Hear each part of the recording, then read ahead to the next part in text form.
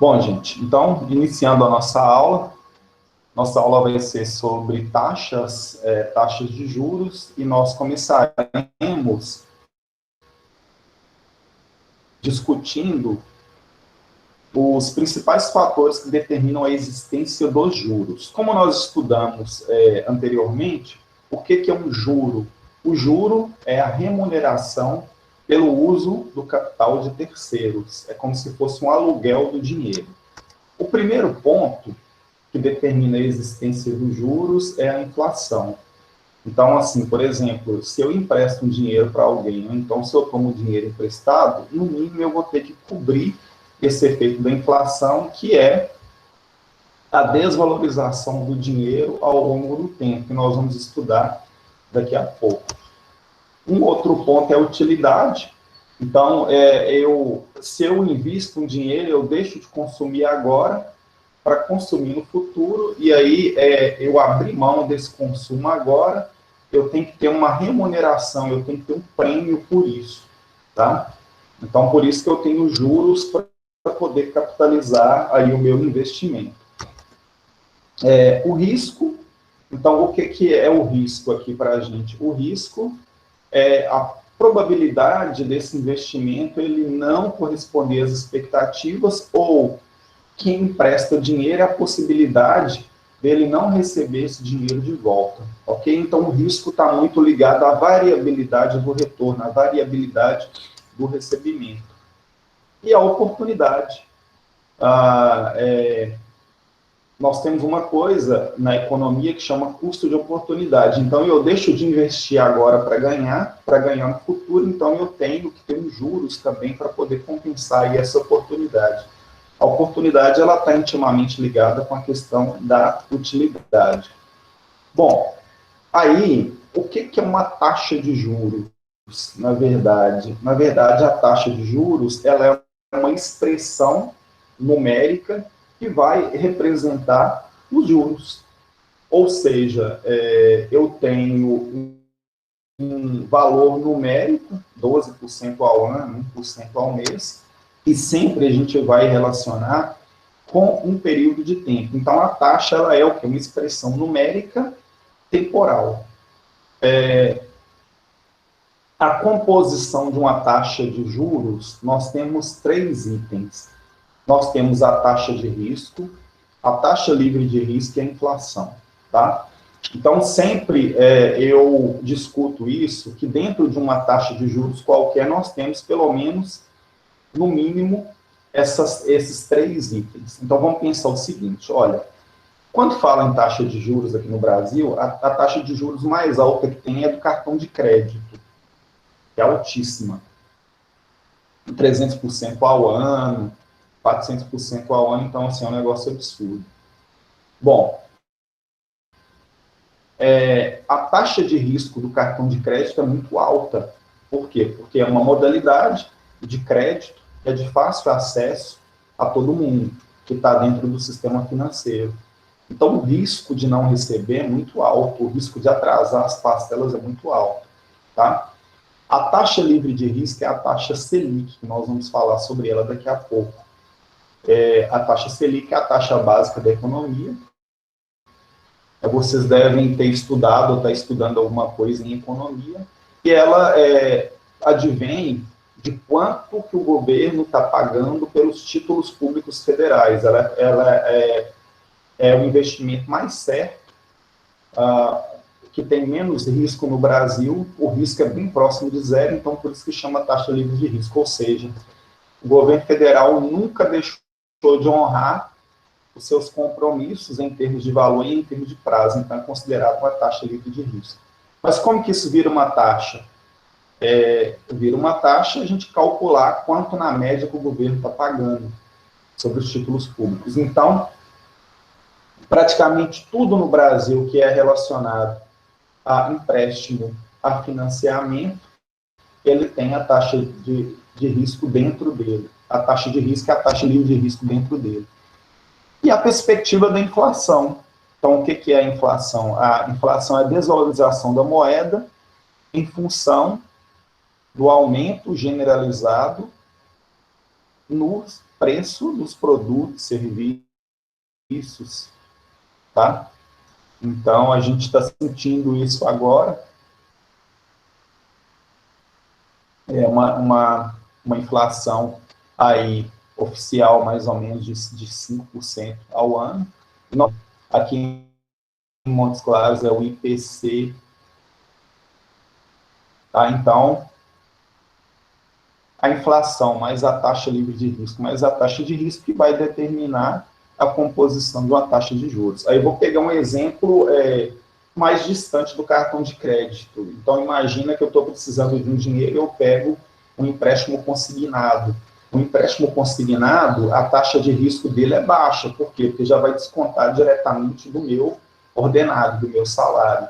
Então, se eu for comparar com a taxa de juros do cartão de crédito, o cartão de crédito ele vai ser infinitamente maior do que esse empréstimo consignado. Mas a taxa livre de risco, a Selic, a inflação é a mesma para os dois na composição do empréstimo. O que muda? Muda essa modalidade de risco, tá? Então, a taxa de risco ela vai ser um determinante aí da variação aí das taxas de juros, tudo bem? Ó, os tipos de taxas que nós temos taxas pré-fixadas e temos taxas pós-fixadas. A taxa pré-fixada é aquela que a gente vai conhecer o período, conhece a taxa e o valor do juro. Então, ela é fixa, como fala, né? Pré-fixada. Então, se eu pego um empréstimo a 12% ao ano, então eu vou pagar 12% ao ano, independentemente do que acontecer. Se a inflação subir, descer, se a Selic subir ou descer, tá? Então, vai acontecer isso. A pós-fixada, eu tenho uma parte que é fixa e a outra parte vai depender de algum indexador. Então, por exemplo, 12% ao ano mais variação do IPCA, 12% ao ano mais variação do IGP, 12% ao ano mais variação da Selic, 12% ao ano mais variação da TR.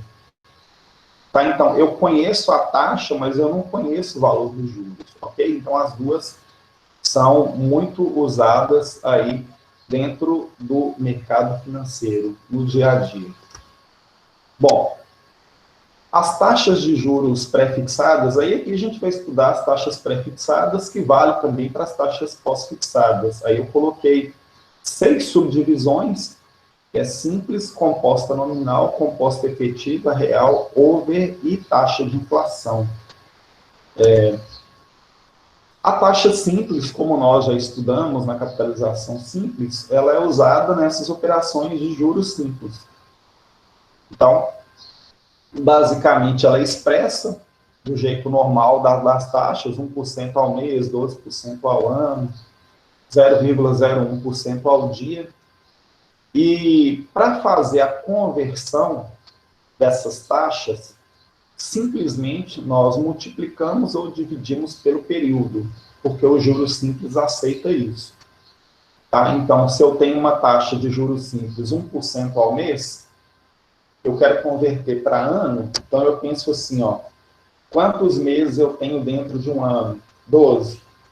1 vezes 12, então eu tenho 12% ao ano. Então, o que eu falo? Eu falo que 1% ao mês é proporcional a 12% ao ano a juros simples, tá?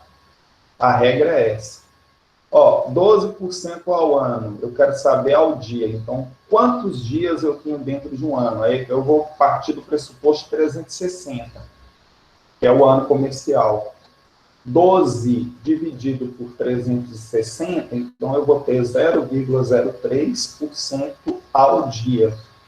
Então, 0,03% ao dia é proporcional a 12% ao ano ou vice-versa, tá? E assim sucessivamente.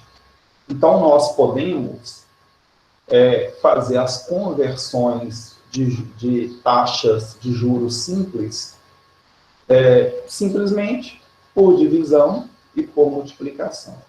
Tá claro? Tudo bem? Tranquilo? Sim, professor. Ótimo, beleza. Então, as aplicações aí de juros simples. Por exemplo, poupança, desconto bancário, tabela price, algumas taxas internacionais, a, a capitalização aí, atualização de alguns tributos, pode ser juros simples, tá? Mas ela é menos usada no mercado do que a taxa de juro composta. Referenciar taxas também, tá? Ok? Agora a gente vai começar a falar sobre a taxa nominal, que é a taxa composta. Então, ó, a taxa composta, ela subdivide-se em duas, que é a taxa nominal e a taxa efetiva. Aí aqui costuma pegar um pouco, então vocês prestem atenção e me perguntem aí se tiver alguma dúvida, tá? Bom, o que acontece, gente? A taxa de juros nominal, ela é uma taxa que a gente pode chamar de uma taxa fantasma, ok? A gente pode chamar de uma taxa travestida, por exemplo, assim, né? Que é o termo certo. Bom, ela, ao mesmo tempo, ela é simples e composta, tá? Como que a gente identifica uma taxa nominal? É aquela onde há um período de capitalização diferente do apresentado na taxa. Exemplo, 12% ao ano com capitalização mensal. Então, ó, toda vez que eu tenho um prazo de capitalização na taxa diferente da taxa, eu tenho uma taxa nominal. Ok? Então, sempre vai ser assim. Vocês podem até anotar e guardar essa regra aí. Quando você tem capitalização, período diferente, ó, 12 ao ano com capitalização mensal, 1% ao mês com capitalização diária, aí nós temos uma taxa nominal. Muitos autores, eles trabalham com taxas de juros nominal. Eu não gosto da taxa nominal, porque a taxa nominal, ela complica um pouco o nosso cálculo, tá? Então, a minha sugestão é sempre a gente pegar essa taxa nominal e aí transformar em uma taxa efetiva, tá bom? Então, qual que é a regra? Sempre a gente vai pegar essa taxa nominal e tentar transformar em uma taxa efetiva. Lembra que eu falei no início que a taxa nominal, ela é como se fosse assim, uma taxa que, ao mesmo tempo, ela é composta e simples? Essa regra vale. Então, o que eu faço? Qual que é a sugestão que eu dou para vocês? Ó, eu vou escrever a taxa, 12% ao ano com capitalização mensal.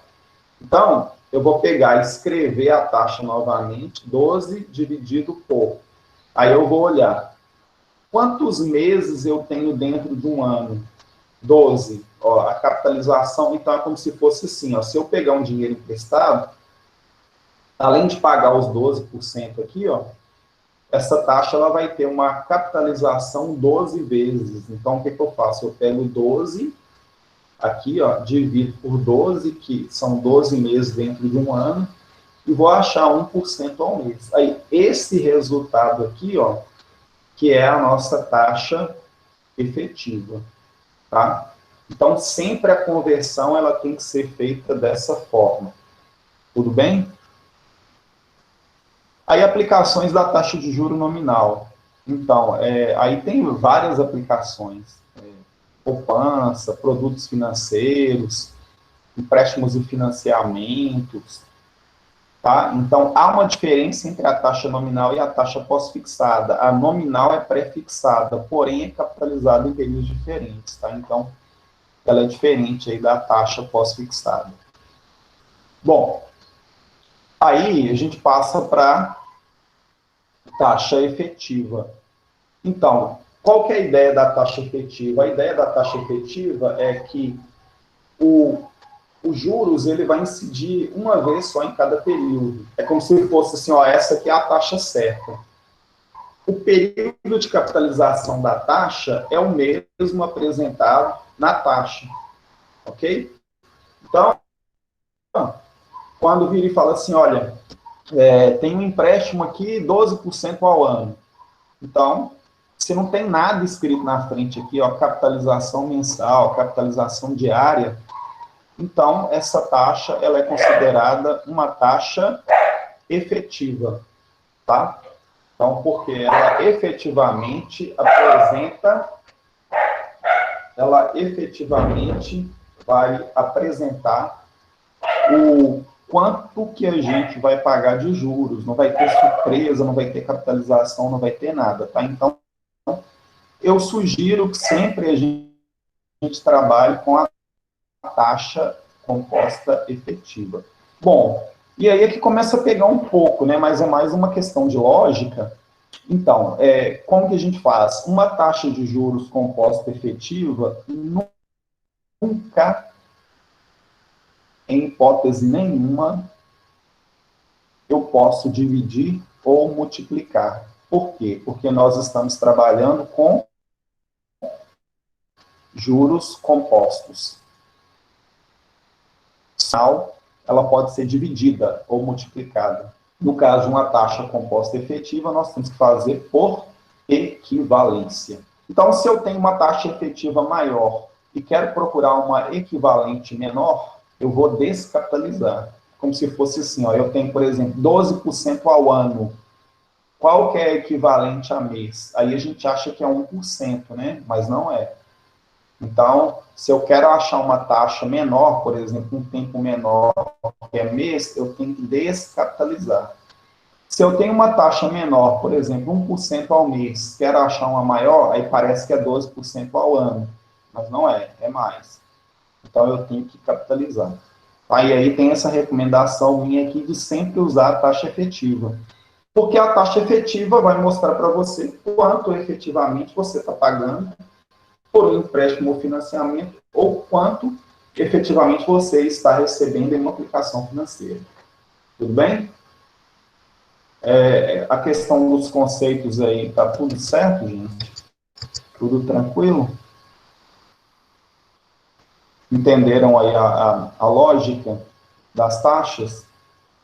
Então, lembrando, a taxa nominal, a gente faz por conversão, a gente vai converter para uma efetiva equivalente, e aí a gente vai trabalhar sempre taxa efetiva. Se eu preciso converter uma taxa equivalente, a gente vai usar uma taxa efetiva, desculpa, a gente vai usar aquele sistema lá de equivalência. Aí vou mostrar para vocês no slide um exemplo. Olha, então nós temos aqui 12% ao ano. Que tipo de taxa é essa? Bom, olhando para a taxa, a gente já sabe que é uma taxa efetiva, tá? Por quê? Porque na frente não tem escrito capitalização. Lembraram? Então, não tem escrito capitalização, com capitalização diária, com capitalização mensal. Só que aí eu quero saber, por exemplo, eu tomei um dinheiro emprestado, 12% ao ano, e eu quero saber qual que é a taxa equivalente ao mês.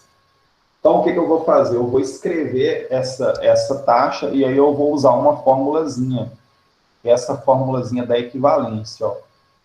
Então, eu estou partindo da maior ao ano, eu quero achar mês. Ok? Então, com certeza, eu vou achar uma taxa menor do que 12. Então, eu coloco 1 mais 12%, que é 12 dividido por 100. Lembrando que na fórmula sempre nós temos que colocar o valor decimal, então 1 mais 0,12. Aí eu tenho que tirar uma raiz 12, ok? Então eu teria que tirar uma raiz 12 aqui. O que é uma raiz? A raiz é a mesma coisa, por exemplo, uma raiz quadrada de 4. É a mesma coisa de eu pegar 4 e elevar a meio. Aí aqui, então, eu posso tirar uma raiz 12 ou elevar a 1 sobre 12. Por que eu estou colocando elevar a 1 sobre 12? Por que eu não estou usando a raiz? Porque a própria calculadora HP, ela não tem raiz enésima. Ela tem só raiz quadrada. Aqui nós temos uma raiz enésima 12. Tá? Então, nós temos que resolver isso aqui. Ó. Então, eu pego 1, divido por 12. 1,12 elevado a 1 dividido por 12, menos 1 vezes 100. Então, nós vamos achar aqui 0,09488, que vai dar 0,9488% ao mês. Então, o que a gente fala? Que essas taxas, elas são equivalentes a juros compostos. Ah, professor, mas não tinha que ser 1% ao mês? Não. Só se fosse uma taxa simples ou se fosse uma taxa nominal, né? 12% ao ano com capitalização mensal. Na taxa de juros composta efetiva, 12% ao ano é equivalente a 0,9488% ao mês. O que são taxas equivalentes? Se eu pegar, por exemplo, e aplicar no mesmo período de tempo o mesmo capital, elas vão dar o mesmo juro ou o mesmo montante. Ok? Então, sempre nós temos que fazer o processo de conversão por equivalência. Aí, se eu não tiver, imagina o seguinte, eu não estou satisfeito, eu quero saber essa taxa ao mês, qual que é equivalente ao semestre. Então, eu estou partindo de uma menor para uma maior. Quantos meses eu tenho dentro de um semestre? Eu tenho 6. Então, eu vou pegar 1 mais a taxa, 1 mais 0,9488%, elevado a 6, menos 1 vezes 100. Então, eu vou achar 5,83% por semestre. Aí, 12% ao ano é equivalente a 5,83% ao semestre. E aí, tem uma tentação, né, que faz a gente pensar que 12% ao ano é equivalente a 6% ao semestre. Não é. Por quê? Por causa da questão da equivalência do juro composto. Lembrando que o juro composto é uma função exponencial. Então, por isso que a gente vai ter essa diferença aí. Então, sempre nós temos que fazer por equivalência. Ok? Então, dizemos que todas as taxas acima são equivalentes, pois produzem o mesmo montante ou valor presente em uma mesma unidade de tempo, se a gente usar o mesmo capital ou o mesmo valor presente. Ok? Aí, aplicações da taxa de juro composta efetiva. Praticamente quase tudo que nós temos no mercado financeiro, o período é maior do que um mês, nós temos aí a taxa composta. Ok? Tudo bem, gente, ou não? Tudo bem, professor. Beleza. Ótimo. Então, aí, a conversão, a gente usando HP. Tá? Eu vou só abrir o arquivo da HP aqui para mostrar para vocês.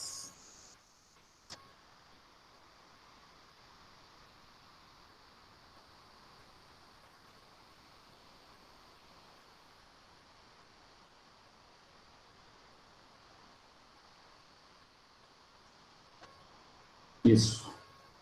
Então, está na tela aí de vocês a calculadora, e eu vou voltar aqui nos slides. Olha,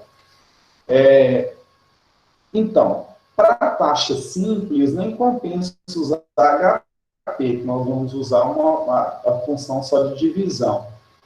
Para a taxa nominal, a mesma coisa, vamos usar só a questão de divisão. Agora, para a taxa efetiva, nós vamos usar, a gente pode usar as funções financeiras da HP.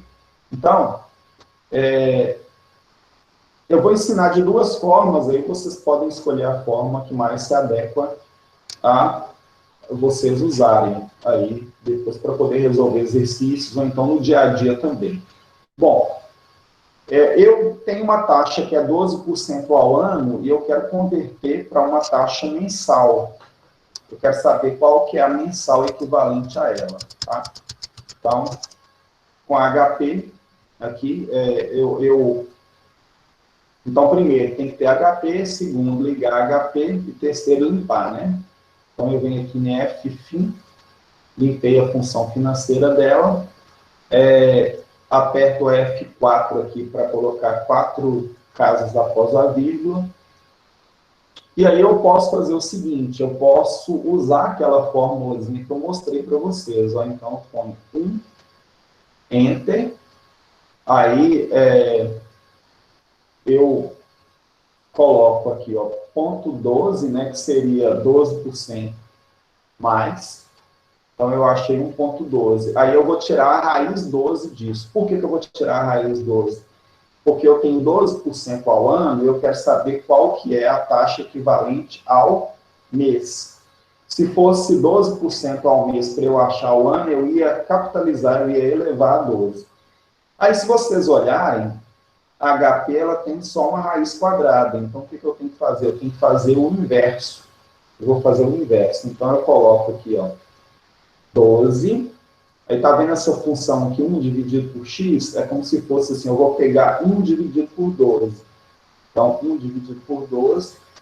Aí, aqui, ó, y elevado a x é a questão da potência. Então, tudo que eu já coloquei lá na memória da calculadora, 1,12, ele está lá. Então, ele vai elevar isso aqui que eu achei, ó, y elevado a x. O 1 que eu somei no início, eu tiro, 1 menos, e aí, 100 vezes. Então, eu achei 0,9489. Repetindo, ó, esse é um caminho, é uma alternativa. Ó, 1, Enter, ponto 12 mais. Depois eu vou pegar, então, 12 meses 1 sobre x, y elevado a x, 1 menos e 100 vezes para colocar na questão da taxa. Então, olha, 0,9489. Então, ó, 0,9489. O que eu falo?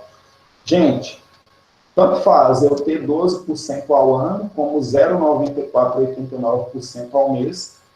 Essas taxas são taxas equivalentes, porque elas produzem o mesmo montante se aplicada sobre o mesmo capital no mesmo intervalo de tempo. Certo? Bom, agora tem essa metodologia aqui, ó, que eu estou ensinando, também usando as funções financeiras da calculadora. Então, vamos seguir aqui. Ó. Então, limpei a máquina, F-Fin, e aí vou contar a historinha.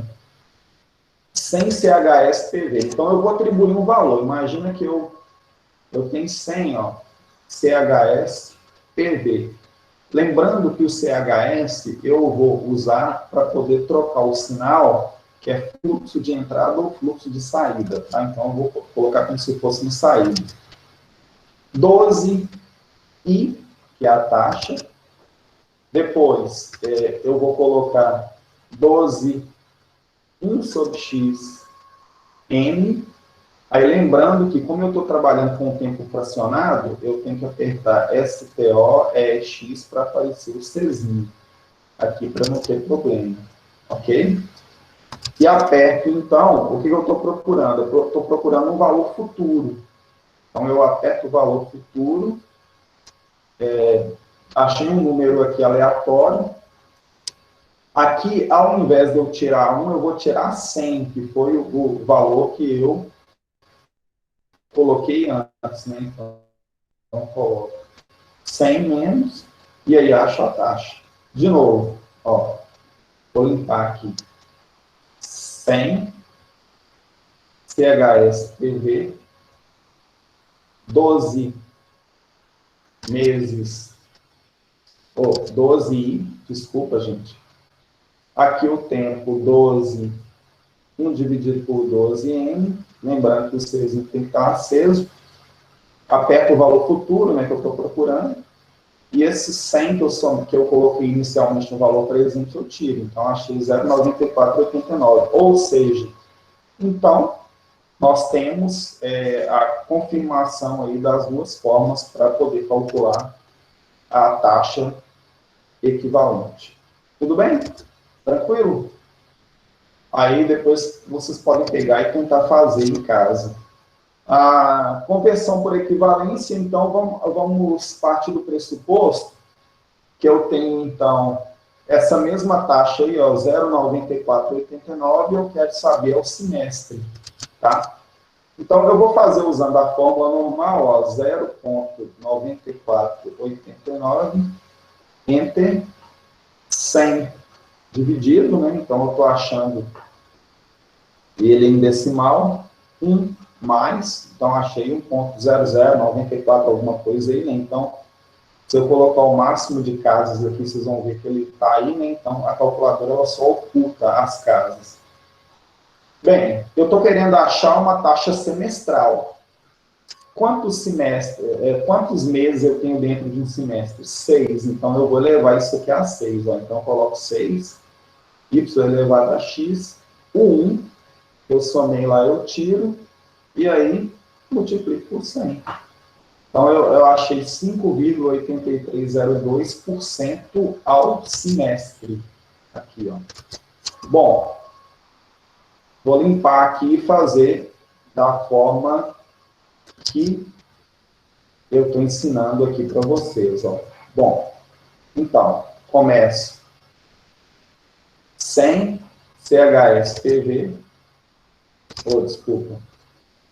Comecei errado aqui, desculpa, gente. É 100 CHSFV. 0,9489, ou 0,9489. E o tempo, eu tenho 6 meses. Não, ficou errado, desculpa. É porque o meu slide está errado aqui. A gente sempre começa no PV mesmo. Foi mal, gente. Ó, 100 CHSPV, ponto 9489 e 6N, e aí FV. O 100 que a gente somou, a gente diminui, né, o 100 que eu coloquei em PV. Então, eu achei 5,8302. Aqui no slide, vocês conseguem para mim aí, ó. Aqui é PV, não é FV. Aí vai induzir ao erro, né, que vai apertar FV 2 vezes, aí vai dar M5, tá? Então, a gente fala que 0,9489% ao mês é equivalente a 5,8302 ao semestre. Elas são taxas equivalentes. Tudo bem? Tudo beleza? Então, de início, assim, pode parecer um pouco estranho, vocês podem achar um pouco complexo, mas fazendo os exercícios, fazendo as atividades e aí refazendo o que está no slide, dá para entender, beleza, o que está acontecendo. Bom, a taxa over é uma outra taxa que a gente vai estudar hoje. A taxa over, na verdade, ela é uma criação brasileira e ela é como se fosse uma taxa nominal por dia útil.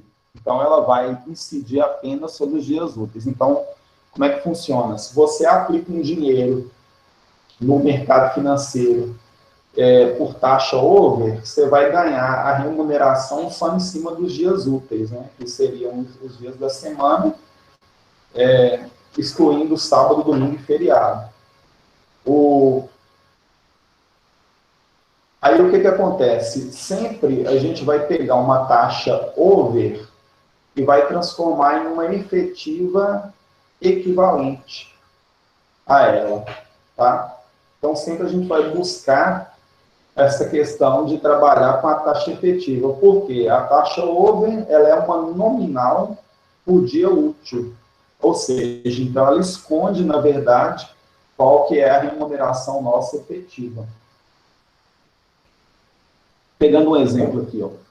Qual o valor futuro de uma operação de uma aplicação financeira de R$1.000 a 1% ao mês em 45 dias? Então, olha, eu preciso dessa informação. Se 1% ao mês é over, eu preciso saber que em 45 dias, quantos dias úteis eu tenho.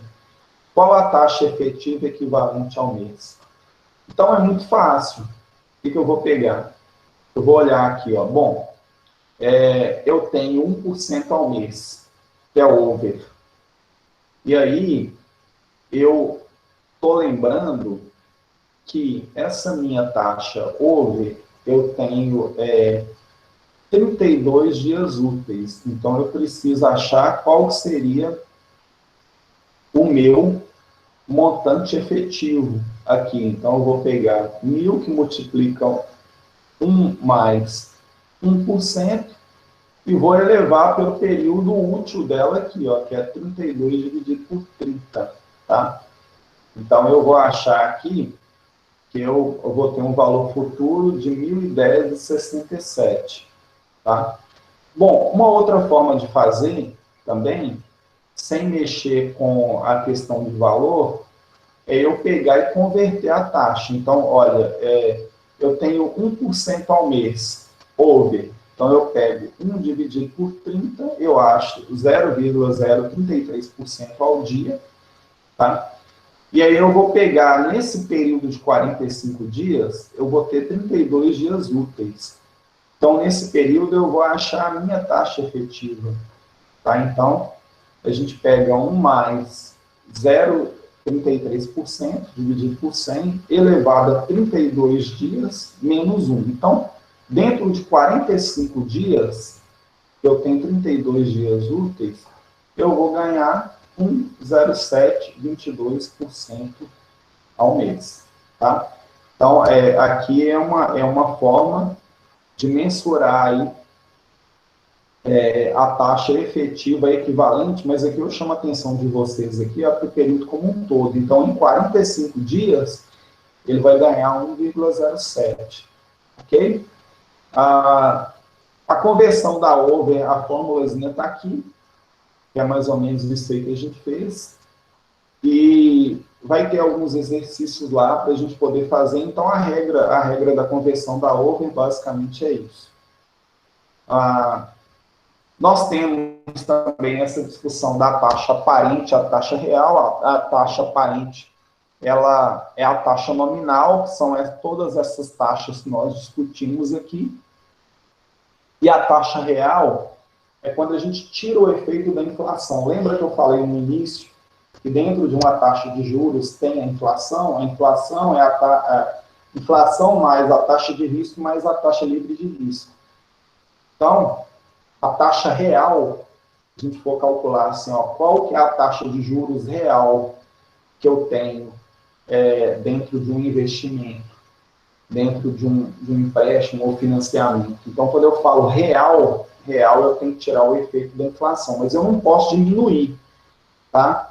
O que eu tenho que fazer? Eu não posso, por exemplo, a taxa de juros é 10 e a inflação é 6. 10 menos 6 é igual a 4. Não. Por quê? Porque sempre aqui a gente vai estar discutindo que a taxa de juros ela é composta e efetiva, e a taxa da inflação também é composta e efetiva. Então, vou dar um exemplo aqui para vocês entenderem. Qual a taxa real anual de uma aplicação financeira pré-fixada que rendeu uma taxa efetiva média de 15% ao ano e uma taxa de inflação média de 5% ao ano? Eu não posso pegar 15 e tirar de 5. 15 menos 5 é igual a 10. Então, eu vou olhar 15% ao ano é efetivo e 5% ao ano é efetivo. Então, o que eu faço? 1 mais 15% dividido por 1 mais 5% menos 1, depois vezes 100. Então, eu vou achar aqui que é 9,52. Mas por que tem essa diferença? Por que não pode ser 10? Tem essa diferença porque nós estamos trabalhando com juros compostos e com taxas efetivas, tá? Então, aqui eu não posso simplesmente diminuir, eu não posso pegar simplesmente 15 menos 5 por causa da questão do efeito do juro composto. Tudo bem ou não? Não, então, vamos pensar na taxa real aqui. Eu quero colocar um exemplo para vocês. A taxa de juros da poupança. A poupança é o investimento mais queridinho aí dos brasileiros, né? Quem é que pode me falar aqui qual que é a taxa anual da poupança atualmente?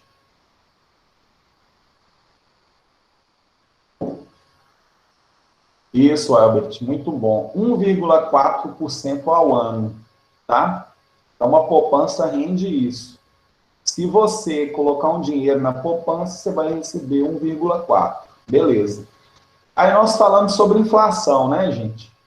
Então, Quem pode me dizer qual que é a perspectiva média da taxa de inflação IPCA aqui no Brasil?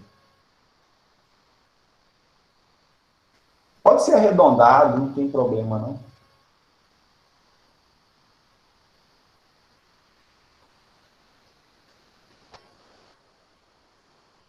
5% ao ano?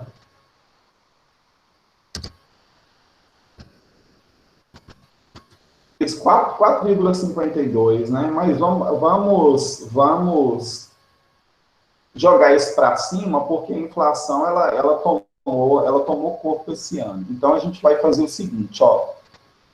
A gente tem uma poupança de 1,4 ao ano e uma inflação de 5%. Quem colocou dinheiro na poupança ganhou ou perdeu?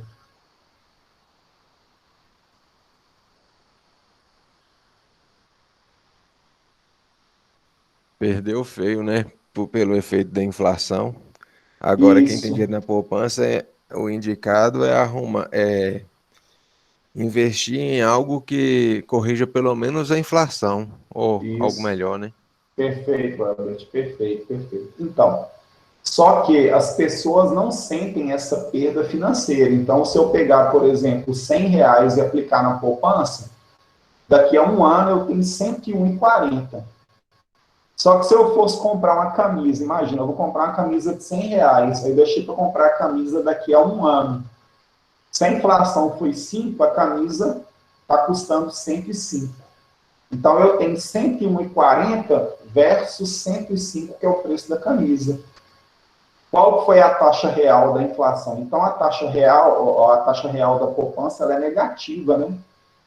Vou pegar esse exemplo aqui fazendo na calculadora. Ó. Então, vou limpar a calculadora e vou pegar 1,4, enter, 100 dividido. Então eu tenho 0,014. Vou colocar aqui um mais. Então eu tenho 1,05, que é a inflação, né? Dividido 1 menos, e 100 vezes. Então, na verdade, gente, é do ponto de vista econômico que eu estou falando, não é do ponto de vista financeiro, porque eu vou ter R$ 1,40, mas eu preciso inteirar, eu preciso inteirar mais ou menos, né, 3,60 para poder comprar a camisa que eu quero daqui a um ano. Só que a taxa da inflação, a taxa real, ela é negativa. O que, que significa a taxa real negativa? Economicamente, a gente está perdendo, ok? Então, por isso que é ruim. A inflação, a gente vai sentir no bolso depois. Por quê? Por causa do aumento generalizado dos preços. É igual a questão do combustível, né? O combustível subiu muito. Por exemplo, o etanol. O etanol, recentemente, a gente podia abastecer aí a 2,80, 2,70. Agora já está 4,20, 4,25. Então, é um absurdo, né? Ok? Então, aqui indica inflação, com certeza. Né? Indica que a inflação está corroendo o poder aquisitivo. Isso. Muito bem, Welbert. Positivo é deflação, né? Se eu tenho uma taxa. Imagina, se eu arrumo um investimento de 10% ao ano e a inflação é 5%, então eu estou ganhando acima da inflação. Eu estou conseguindo manter o poder de compra do meu investimento, poder de compra do meu dinheiro. Tá, gente? Beleza. Aí as taxas equivalentes, a gente fala que taxas são equivalentes quando elas, aplicadas sobre o mesmo capital durante o mesmo período de tempo, produzem o mesmo valor futuro. Então, esse exemplo aqui, ó. Qual a taxa efetiva equivalente ao ano de uma taxa nominal de uma aplicação financeira de 24% ao ano com capitalização mensal? Então, eu quero saber qual seria essa taxa efetiva equivalente a essa taxa nominal aqui, ó. Então, o que eu recomendo? Sempre nós vamos pegar a taxa nominal, que é essa aqui, ó, 24% ao ano com capitalização mensal, e transformar em uma taxa efetiva. Então, ó, eu vou escrever 24 dividido por quantos meses eu tenho dentro de um ano? 12. 24 por 12 é igual a 2% ao mês. Então, eu achei a taxa efetiva, equivalente a essa taxa nominal. Lembra que eu falei que a taxa nominal é uma taxa fantasma, travestida. Bom, como a taxa encontrada é efetiva, usa-se a equivalência. Então, a gente vai usar a equivalência agora para achar qual que é a taxa efetiva ao ano equivalente a essa nominal. Então, eu já achei 2% aqui, mas eu quero saber ao ano. Então, ó, de uma taxa efetiva ao mês para uma taxa efetiva ao ano, eu tenho que usar a capitalização. Então, eu vou colocar 1 mais 2% elevado a 12 menos 1 vezes 100. Então, eu vou ter 0,2682 vezes 100. Aí, eu vou achar aí 26,82%. Então, tirando a prova aqui, ó, se eu pegar 24% ao ano, capitalização mensal, eu vou achar 2% ao mês e eu aplicar 1.000 durante um ano, eu vou ter um montante de 1.268,24. Se eu pegar 26,82% ao ano e aplicar 1.000 durante um ano, eu vou achar 1.268,24. Então, aqui é a prova, né, que atesta que essas taxas são equivalentes, ok? Aí o exemplozinho aqui usando HP, que nós até já fizemos, né? Um exemplozinho igual a esse. Aí aqui estão as regras para vocês fazerem aí essa conversão, tá? Então, vamos aqui fazer rapidinho. Então, eu tenho 24% ao ano, capitalizado mensalmente. Então, 24 entre 12 dividido, então eu tenho 2% ao mês, então eu informo 2i 100 CHSPV.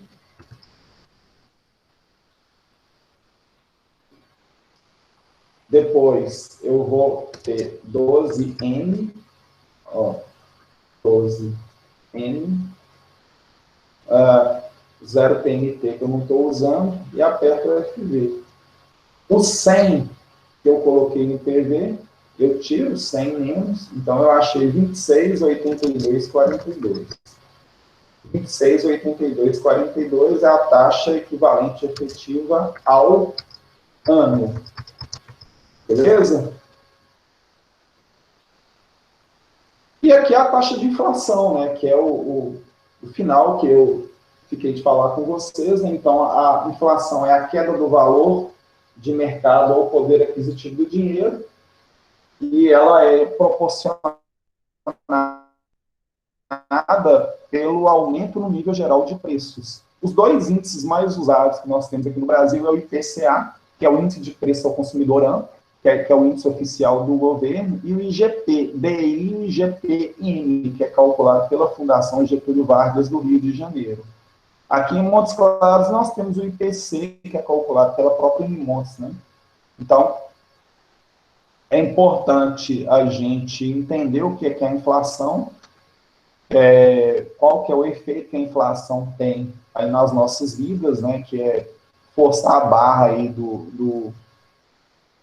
da perda do valor do dinheiro, e a perda do valor do dinheiro, ela tem que ser levada em conta em qualquer decisão de investimento que a gente tem, tá? Então, teoricamente, por hoje é isso. Vou interromper a gravação aqui